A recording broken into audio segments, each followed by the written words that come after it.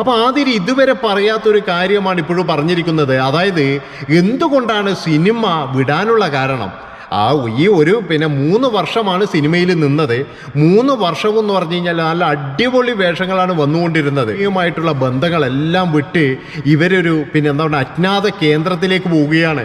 ആ അജ്ഞാത കേന്ദ്രം എന്ന് പറഞ്ഞാൽ ഇവർ മൊത്തം സിനിമയായിട്ടുള്ള എല്ലാ കോണ്ടാക്റ്റും വിട്ടു. ഒരാൾ പോലും ഇവരുമായിട്ട് കോണ്ടാക്ട് ചെയ്യാൻ ആവാത്ത തരത്തിൽ ഇവരാക്കി വെച്ചു.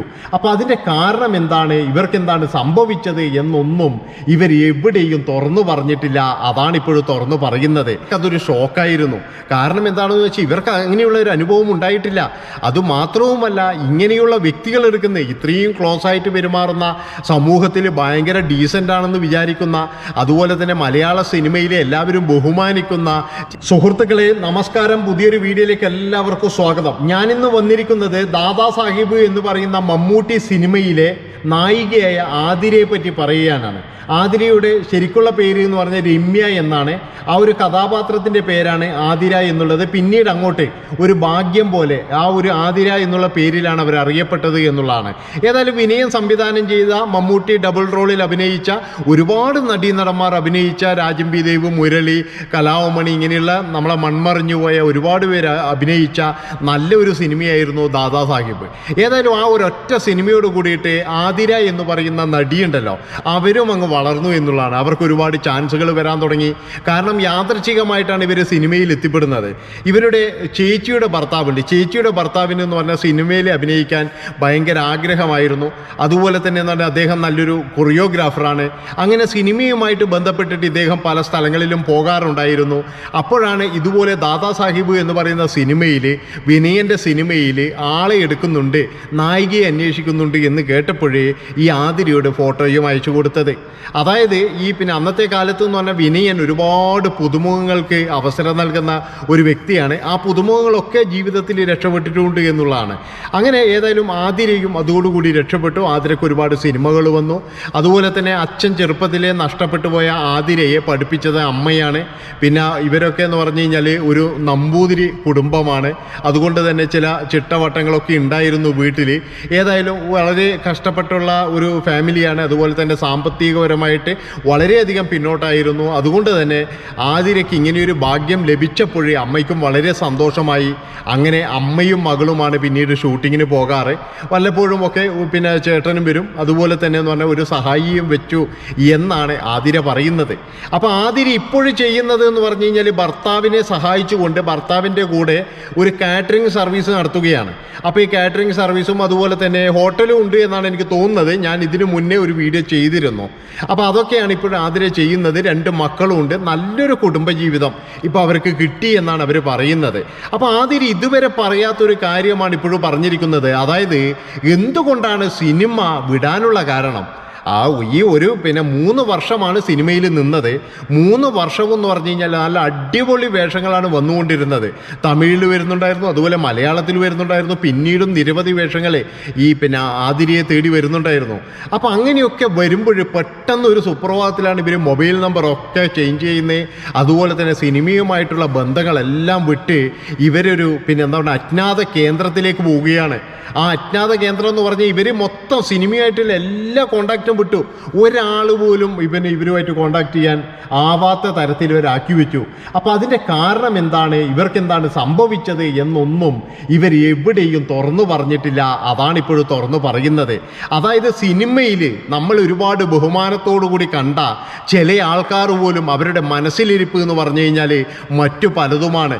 അതായത് അവർ നേരിട്ടൊന്നും ചോദിക്കുന്നില്ല, പക്ഷേ അവരുടെയൊക്കെ ആവശ്യം ശരീരമാണ് എന്നാണ് ആതിര പറയുന്നത്. നിങ്ങളൊന്ന് ആലോചിച്ച് നോക്കണം.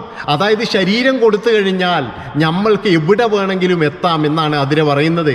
പക്ഷേ ഇവർക്കതൊരു ഷോക്കായിരുന്നു. കാരണം എന്താണെന്ന് വെച്ചാൽ ഇവർക്ക് അങ്ങനെയുള്ള ഒരു അനുഭവം ഉണ്ടായിട്ടില്ല. അതുമാത്രവുമല്ല, ഇങ്ങനെയുള്ള വ്യക്തികൾ എടുക്കുന്ന ഇത്രയും ക്ലോസ് ആയിട്ട് പെരുമാറുന്ന, സമൂഹത്തിൽ ഭയങ്കര ഡീസൻ്റ് ആണെന്ന് വിചാരിക്കുന്ന, അതുപോലെ തന്നെ മലയാള സിനിമയിലെ എല്ലാവരും ബഹുമാനിക്കുന്ന ചില ആൾക്കാരുടെ എടുക്കുന്നുണ്ടായ അനുഭവമാണ് ശരിക്ക് ആതിര എന്ന് പറയുന്ന ഈ യുവതി തുറന്നു പറഞ്ഞത്. ആലോചിച്ച് നോക്കണം നിങ്ങൾ. ഇവരെ ഏതായാലും ഭയന്നുപോയി. ആ ഭയന്നോട് കൂടിയിട്ട് ഇവർ മൊബൈൽ നമ്പറൊക്കെ ആ സിമ്മൊക്കെ എടുത്ത് നശിപ്പിച്ച് ഇവർ നേരെ വീട്ടിലേക്ക് പോയി. അവരങ്ങനെ അവിടുന്ന് ഇനി കല്യാണം കഴിച്ച് ജീവിക്കാം, ഇനി ഇത് വേണ്ട, ഇതൊരു തൊഴിലായിട്ട് നമുക്ക് എടുക്കാനുള്ളൊരു മേഖലയല്ല, ഇവിടെ ഇതുപോലെ ചൂഷകരാണ്, വഞ്ചകരാണ് എന്നൊക്കെ ഇവർക്ക് തോന്നി. അതുകൊണ്ട് തന്നെ ഇവർ നശിക്കുന്നതിന് മുന്നേ തന്നെ ഇദ്ദേഹത്തിൻ്റെ ഇവരുടെ ഒരു ബന്ധു തന്നെയാണ്. അപ്പോൾ അയാളെ ഒരുപാട് നാളായിട്ട് ആതിര പ്രേമിച്ചുകൊണ്ടിരിക്കലാണ്. പക്ഷേ അയാൾക്ക് ഇങ്ങോട്ട് പ്രേമമൊന്നുമില്ലായിരുന്നു. അപ്പോൾ അങ്ങനെ ആതിര അയാളോട് പ്രേമം പറയുകയാണ്. പിന്നീട് അവർ 23-ാം വയസ്സിൽ തന്നെ കല്യാണം കഴിഞ്ഞു എന്നുള്ളതാണ്. ഇപ്പോഴും 2 മക്കൾ, മൂത്ത മകൻ ബിടെക് എന്തോ പഠിക്കുന്നുണ്ട്, രണ്ടാമത്തെ മകള് +2 ആയിട്ട് ഇപ്പോൾ വളരെ സന്തോഷകരമായിട്ട് കുടുംബജീവിതം കൊണ്ടുപോകുന്നു എന്നുള്ളതാണ്.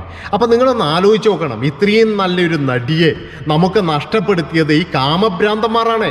ഈ നാറികൾക്കൊന്നും ശരിക്കും വീട്ടിലെ അമ്മയും പെങ്ങന്മാരും ഉണ്ടാവില്ലേ? അതാണ് ഞാൻ ആലോചിക്കുന്നത്. ഈ സിനിമാക്കാർ എന്ന് പറഞ്ഞു കഴിഞ്ഞാൽ അങ്ങനെ പൊട്ടിമുളച്ച് വന്നതാണോ? ചില ടീമുകൾ സിനിമ എടുക്കുന്നത് തന്നെ ഇമാതിരി തോന്നിയവാസങ്ങൾക്ക് വേണ്ടിയിട്ടാണ്. ഒരു സംഘടന പോലും ഇതിനെതിരെ ശബ്ദിക്കത്തില്ല, ഒരു നടന്മാർ പോലും ഇതിനെതിരെ മിണ്ടൂല. എന്താ കാരണം എന്ന് വെച്ച് കഴിഞ്ഞാൽ എല്ലാവരും വേണ്ടത് ഒരേ ലക്ഷ്യം മാത്രം, പൈസ പൈസ പൈസ, അതാണ് വേണ്ടത്. അപ്പോൾ അഡ്ജസ്റ്റ് ചെയ്ത് കഴിഞ്ഞിട്ടുണ്ടെങ്കിൽ തമിഴിൽ കിട്ടുമായിരുന്നു ചാൻസ്, അതുപോലെ തെലുങ്കിൽ കിട്ടുമായിരുന്നു, ഒക്കെ കിട്ടുമായിരുന്നു. ഇവർക്ക് ഒരുപാട് ചാൻസുകൾ വന്നതാണ്. പക്ഷേ എല്ലാവരുടെയും ലക്ഷ്യം നേരിട്ടൊന്നും പറയില്ല, നേരിട്ട് നിങ്ങളൊന്നും അവിടെ ഇതാക്കണം എന്നാലേ നമ്മൾ തരുള്ളൂ, ഇതൊന്നും അല്ല പറയാ.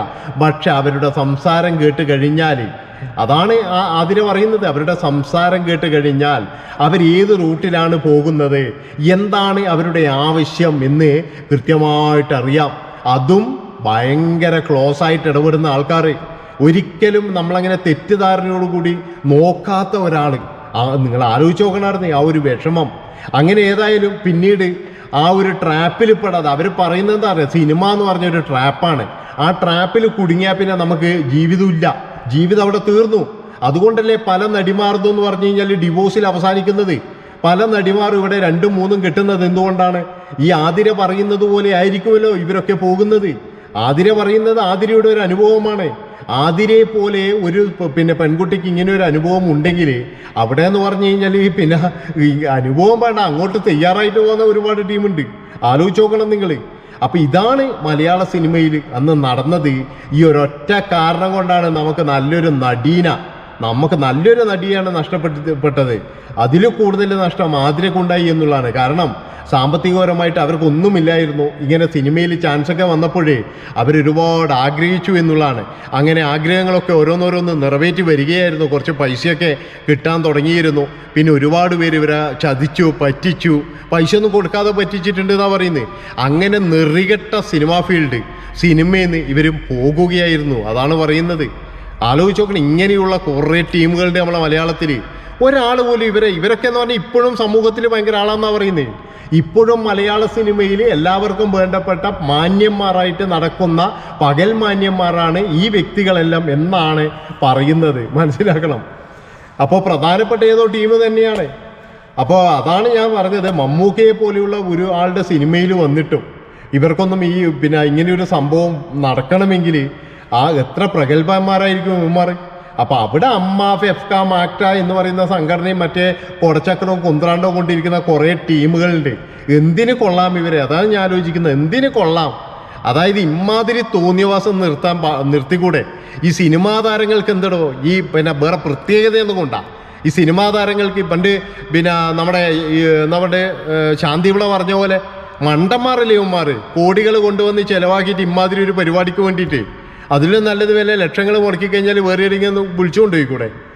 ഇവന്മാർക്ക് ഇതാണ് ഈ പല ആൾക്കാരും ഇതിനു വേണ്ടിയിട്ടാണ് സിനിമ എടുക്കാൻ വരുന്നത്. അപ്പോൾ എന്തൊക്കെ ആയിക്കഴിഞ്ഞാലും നിങ്ങൾ മലയാള സിനിമ കുളിപ്പുണ്ടെങ്കിൽ ഇനിയെങ്കിലും അവർക്ക് നല്ലൊരു റോള് വാങ്ങിച്ചു കൊടുക്കുക. അവരെ വിളിച്ചു കൊണ്ടുവരണം സിനിമയിലേക്ക്. അതാണ് എനിക്ക് പറയാനുള്ളത്. അതായത് അമ്മ സംഘടന പോയിട്ട് അവർക്ക് അംഗത്വം കൊടുത്തിട്ട് അവരെ സിനിമയിലേക്ക് തിരിച്ചു വിളിക്കണം. അതാണ് വേണ്ടതായിരുന്നു. അവരോട് അന്ന് ചെയ്ത ആ ഒരു തെറ്റ്, അതൊരു വലിയ തെറ്റ് തന്നെയാണ്, ഏത് മാറി ചെയ്ത് കഴിഞ്ഞാലും. അപ്പോൾ ഇത്രയും പറഞ്ഞുകൊണ്ട് ഈ ഒരു വീഡിയോ ഞാൻ ഇവിടെ വെച്ച് വൈൻഡപ്പ് ചെയ്യാണ്. ഇഷ്ടപ്പെട്ട് കഴിഞ്ഞാൽ ഒന്നും നോക്കണ്ട, സബ്സ്ക്രൈബ് ചെയ്ത് കൂടെ കൂടിക്കോ. ഇതിലും വലുതാണ് ഇനി വരാനുള്ളത്. നന്ദി, നമസ്കാരം.